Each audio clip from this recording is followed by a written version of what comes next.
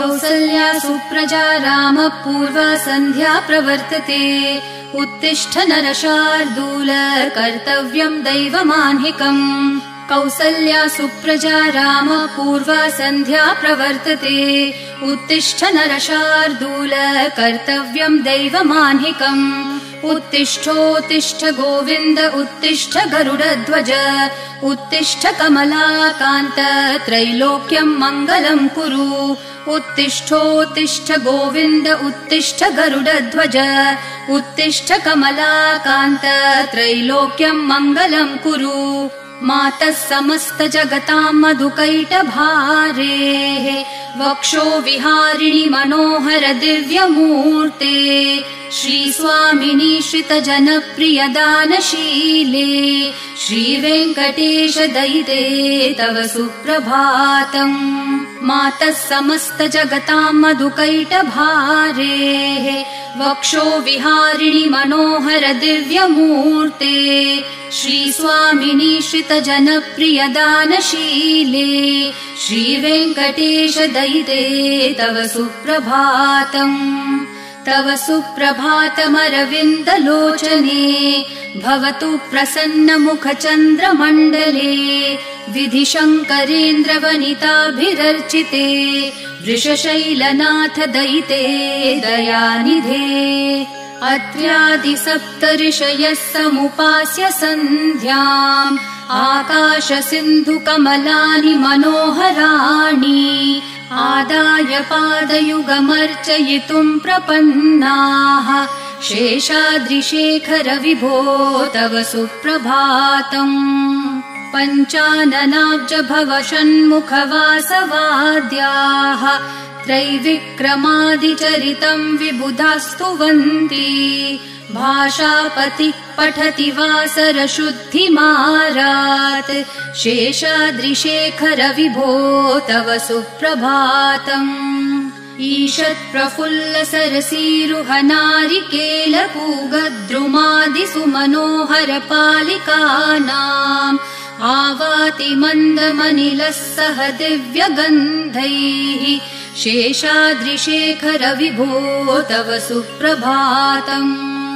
उन्मील्य नेत्रयुगमुत्तम पञ्चरस्था पात्रावशिष्ठ कदलीफलपायसानि भूत्वा सलीलमथ केलिशुकाः पठन्ति शेषाद्रिशेखर विभो तव सुप्रभातम् तन्त्री प्रकर्ष मधुरस्वनया विपञ्च्या गायत्यनन्तचरितम् तव नारदोऽपि भाषा समग्रमसकृत्करचार रम्यम् शेषाद्रिशेखर विभो तव सुप्रभातम् भृङ्गावली च मकरन्दरसानुविद्ध झनकार गीतनिनदैः सह सेवनाय निर्यात्युपान्त सरसी कमलोदरेभ्यः शेषाद्रिशेखर विभो तव सुप्रभातम् योषागणेन वरदग्निविमथ्यमाने घोषालयेषु दधिमन्थन तीव्रघोषाः रोषात् कलिम् वदधते ककुभश्च कुम्भाः शेषाद्रिशेखर विभो तव सुप्रभातम् पद्मेशमित्रशतपत्रगतालिवर्गाः हर्तुम् श्रियम् कुवलयस्य निजाङ्गलक्ष्म्या भेरीनिनादमिव बिभ्रति तीव्रनादम् शेषाद्रिशेखर विभो तव सुप्रभातम् श्रीमन्नभीष्टवरदाखिललोकबन्धो श्री श्रीनिवास जगदैकदयैक सिन्धो श्रीदेवतागृहभुजान्तर दिव्यमूर्ते श्रीवेङ्कटाचलपते तव सुप्रभातम् श्रीमन्नभीष्टवरदाखिललोकबन्धो श्री श्रीनिवास जगदेकदयैक सिन्धो श्रीदेवतागृहभुजान्तर दिव्यमूर्ते श्रीवेङ्कटाचलपते तव सुप्रभातम् श्रीस्वामी पुष्करिणिकाप्लवनिर्मलाङ्गाः श्रेयोर्थिनो हरविरिञ्च सनन्दनाद्याः द्वारे वसन्ति वरवेत्रहतोत्तमाङ्गाः श्रीवेङ्कटाचलपते तव सुप्रभातम् श्रीशेषशैलगरुडाचल वेङ्कटाद्रिनारायणाद्रिवृषभाद्रिवृषाद्रिमुख्याम् आख्याम् त्वदीयवसतेरनिशम् वदन्ति श्रीवेङ्कटाचलपते तव सुप्रभातम् सेवापरः शिव सुरेश कृशानुधर्म रक्षोऽम्बुनाथ पवमानधनाधिनाथाः बद्धाञ्जलि प्रविलसन्निज शीर्षदेशाः श्रीवेङ्कटाचलपते तव सुप्रभातम् घाटेषु ते विहगराज मृगाधिराज नागाधिराज गजराज हयाधिराजाः स्वस्वाधिकारमहिमाधिकमर्थयन्ते श्रीवेङ्कटाचलपते तव सुप्रभातम् सूर्येन्दुभौमबुधवाक्पतिकाव्यसौरिस्वरभानुकेतुदिविषत्परिषत्प्रधानाः त्वद्दासदासचरमावधिदासदासाः श्रीवेङ्कटाचलपते तव सुप्रभातम् त्वत्पादधूलिभरितस्फुरितोत्तमाङ्गाः स्वर्गापवर्गनिरपेक्षनिजान्तरङ्गाः कल्पागमाकलनयाकुलताम् लभन्ते श्रीवेङ्कटाचलपते तव सुप्रभातम् त्वद्गोपुराग्रशिखराणि निरीक्षमाणाः स्वर्गापवर्गपदवीम् परमाश्रयन्तः मर्त्या मनुष्यभुवने मतिमाश्रयन्ते श्रीवेङ्कटाचलपते तव सुप्रभातम् श्रीभूमिनायक दयादिगुणामृताब्धे देवाधिदेव जगदेक शरण्यमूर्ते श्रीमन् अनन्त गरुडादिभिरर्चिताङ्घ्रे श्रीवेङ्कटाचलपते तव सुप्रभातम् श्रीपद्मनाभ पुरुषोत्तम वासुदेव वैकुण्ठमाधव जनार्दन चक्रपाणे श्रीवत्सचिह्न शरणागत पारिजात श्रीवेङ्कटाचलपते तव सुप्रभातम्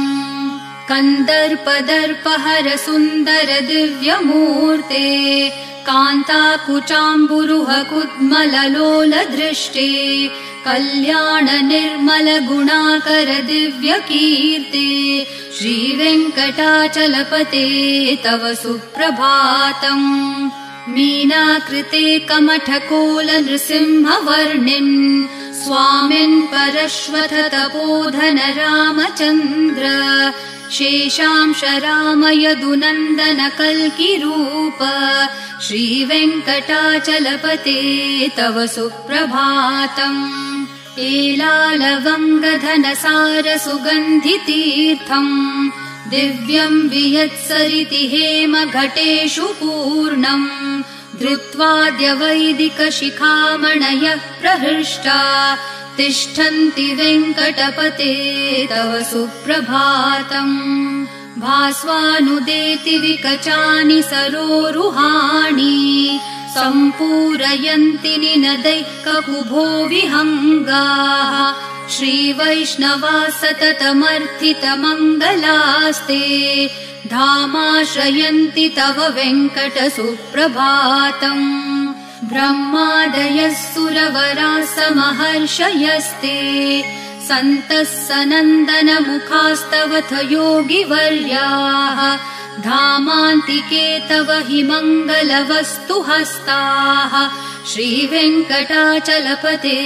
तव सुप्रभातम् लक्ष्मीनिवास निरवद्य गुणैकसिन्धो संसार सागर समुत्तरणैकसेतो वेदान्तवेद्य निज वैभव भक्त भोग्य श्रीवेङ्कटाचलपते तव सुप्रभातम् लक्ष्मी निवास निरवध्य गुणैक सिन्धो संसार सागर समुत्तरणैक सेतो वेदान्त वेद्य निज वैभव भक्त भोग्य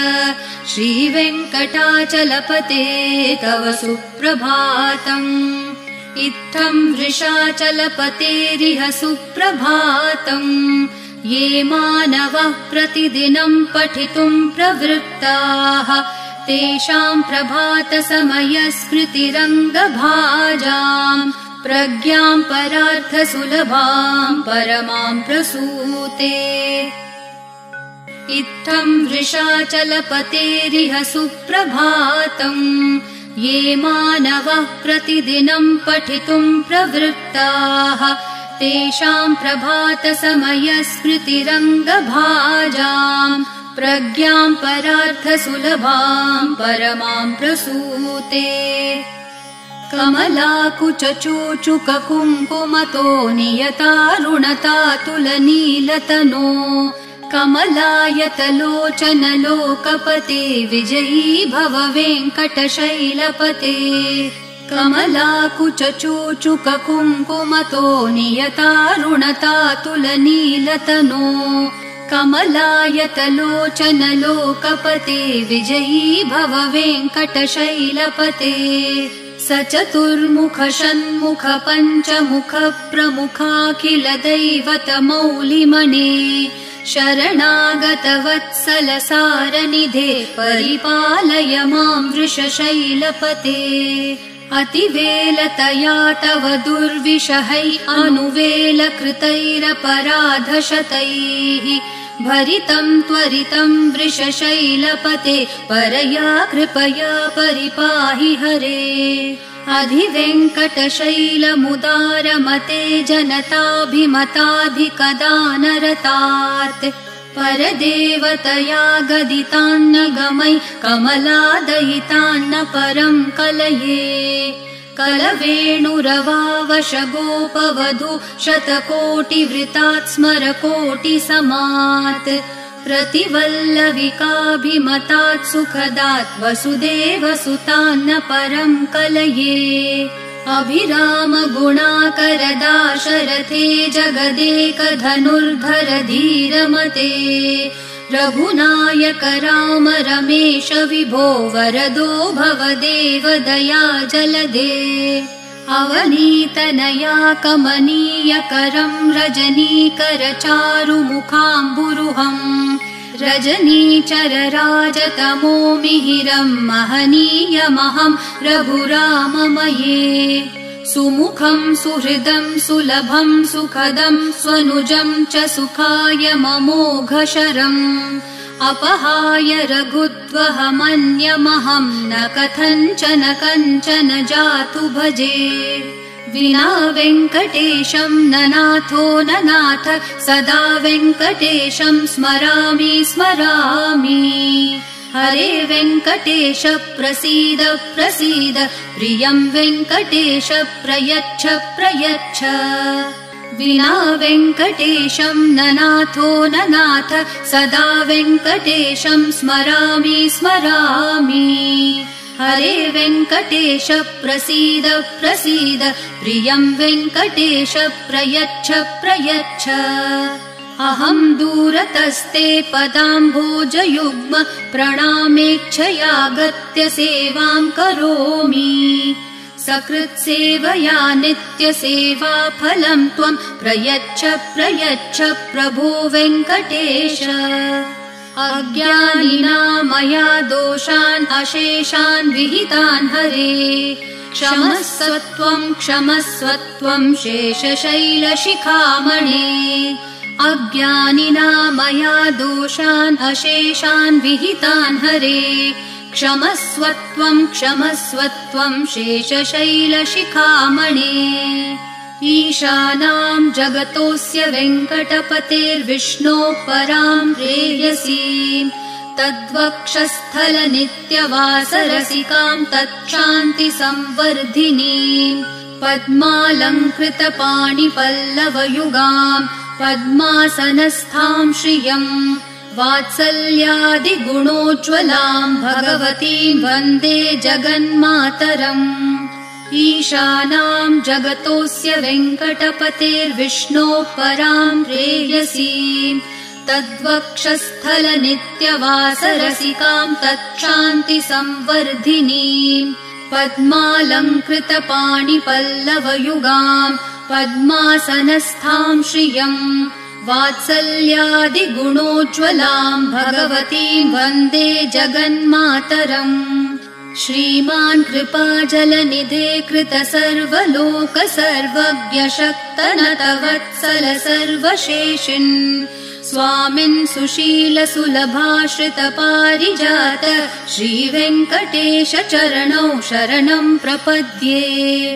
श्रीमान् कृपाजलनिधे कृत सर्वलोक सर्वज्ञ शक्तनतवत्सल सर्वशेषिन्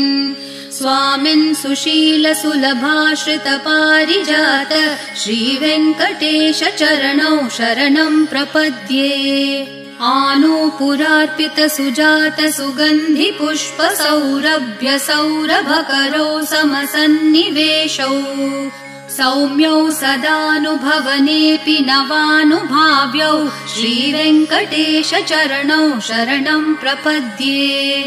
सद्यो विकासि समुदित्वर सान्द्र रागः सौरभ्य निर्भर सरोरुह साम्यवार्ताम्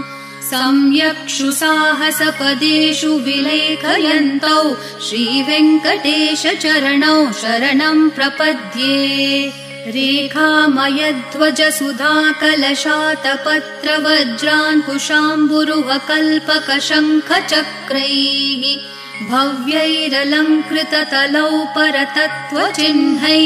श्रीवेङ्कटेश चरणौ शरणम् प्रपद्ये ताम्रोदरद्युति पराजित पद्मरागौ ब्राह्मेर्महोभिरभिभूत महेन्द्र नीलौ उद्यन्नखांशुभिरदस्त शशाङ्क भासौ श्रीवेङ्कटेश चरणौ शरणम् प्रपद्ये सप्रेम भीति कमलाकर पल्लवाभ्याम् सम्माहनेऽपि सपदि क्लममादधानौ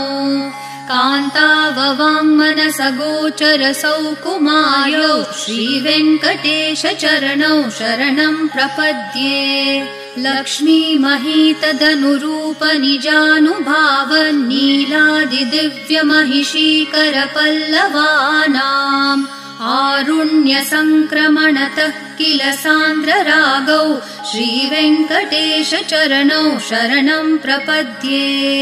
नित्यानमद्विधि शिवादि किरीटकोटि प्रत्युक्त दीप्ति नवरत्न महप्ररोहैः नीराजना विधिमुदारमुपादधानौ श्रीवेङ्कटेश चरणौ शरणम् प्रपद्ये विष्णोपदे परम इत्युदित प्रशंसो यौ मध्य उत्स इति भोग्यतयाप्युपातौ भूयस्ततेति तव पाणितलप्रदिष्टौ श्रीवेङ्कटेश चरणौ शरणम् प्रपद्ये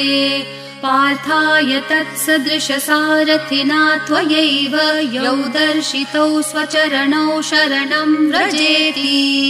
भूयोऽपि मह्यमिहतौ करदर्शितौ ते श्रीवेङ्कटेश चरणौ शरणम् प्रपद्ये मन्मूर्धिकालियफने विकटाटवीषु श्रीवेङ्कटाद्रिशिखरे शिरसि श्रुतीनाम् चित्तेऽप्यनन्यमनसाम् सममाहितौ ते श्रीवेङ्कटेश चरणौ शरणम् प्रपद्ये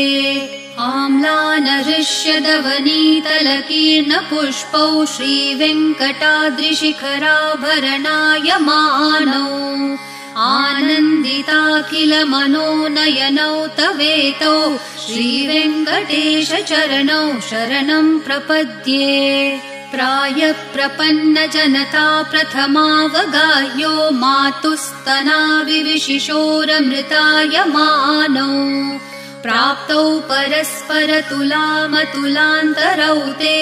श्रीवेङ्कटेशचरणौ शरणं प्रपद्ये सत्वोत्तरैः सततसेव्यपदाम्बुजेन संसारतारकदशार्द्रदृगञ्चलेन सौम्योपयन्तृमुनिना मम दर्शितौ ते श्रीवेङ्कटेशचरणौ शरणं प्रपद्ये सत्वोत्तरैः सततसेव्यपदाम्बुजेन संसारतारकदशार्द्रदृगञ्चलेन सौम्योपयन्तृमुनिना मम दर्शितौ ते श्रीवेङ्कटेशचरणौ शरणं प्रपद्ये श्रीशश्रिया घटिकया त्वदुपाय भावे प्राप्ये त्वयि स्वयमुपेयतया स्फुरन्त्या नित्याश्रिताय निरवद्य गुणाय तुभ्यं श्यां किङ्करो वृषगिरीश न जातु मह्यम् श्रीशश्रिया घटिकया त्वदुपाय भावे प्राप्ये त्वयि स्वयमुपेयतया स्फुरन्त्या नित्याश्रिताय निरवद्य गुणाय तुभ्यं श्यां किङ्करो वृषगिरीश न जातु मह्यम् श्रियः कान्ताय कल्याणनिधये निधयेऽर्थिनाम् श्रीवेङ्कटनिवासाय श्रीनिवासाय मङ्गलम् श्रियः कान्ताय कल्याणनिधये निधयेऽर्थिनाम् श्रीवेङ्कटनिवासाय श्रीनिवासाय मङ्गलम् लक्ष्मी सविभ्रमालोकसुप्रविभ्रह्मचक्षुषे चक्षुषे सर्वलोकानां वेङ्कटेशाय मङ्गलम् श्रीवेङ्कटाद्रिशृङ्गाग्रमङ्गलाभरणाङ्ग्रये मङ्गलानां निवासाय श्रीनिवासाय मङ्गलम् सर्वावयवसौन्दर्यसम्पदा सर्वचेतसां सदा सम्मोहनायास्तु वेङ्कटेशाय मङ्गलम् नित्याय निरवध्याय सत्यानन्दचिदात्मने सर्वान्तरात्मने श्रीमद्वेङ्कटेशाय मङ्गलम् स्वतः सर्वविदे सर्वशक्तये सर्वशेषिणे सुलभाय सुशीलाय वेङ्कटेशाय मङ्गलम् परस्मै ब्रह्मणे पूर्णकामाय परमात्मने प्रयुञ्जे परतत्त्वाय वेङ्कटेशाय मङ्गलम् आकालतत्त्वमशान्तम् आत्मनामनुपश्यताम् अतृप्तामृतरूपाय वेङ्कटेशाय मङ्गलम् प्रायस्वचरणौ पुंसां शरण्यत्वेन पाणिना कृपया दिशते श्रीमद्वेङ्कटेशाय मङ्गलम् दयामृत्तरङ्गिन्यास्तरङ्गैरिव शीतलैः अपाङ्गैः सिञ्चते विश्वं वेङ्कटेशाय मङ्गलम् सद्भूषाम्बरहेतिनां सुषमावहमूर्तये सर्वार्तिशमनायास्तु वेङ्कटेशाय मङ्गलम् श्रीवैकुण्ठविरक्ताय स्वामि पुष्करिणितटे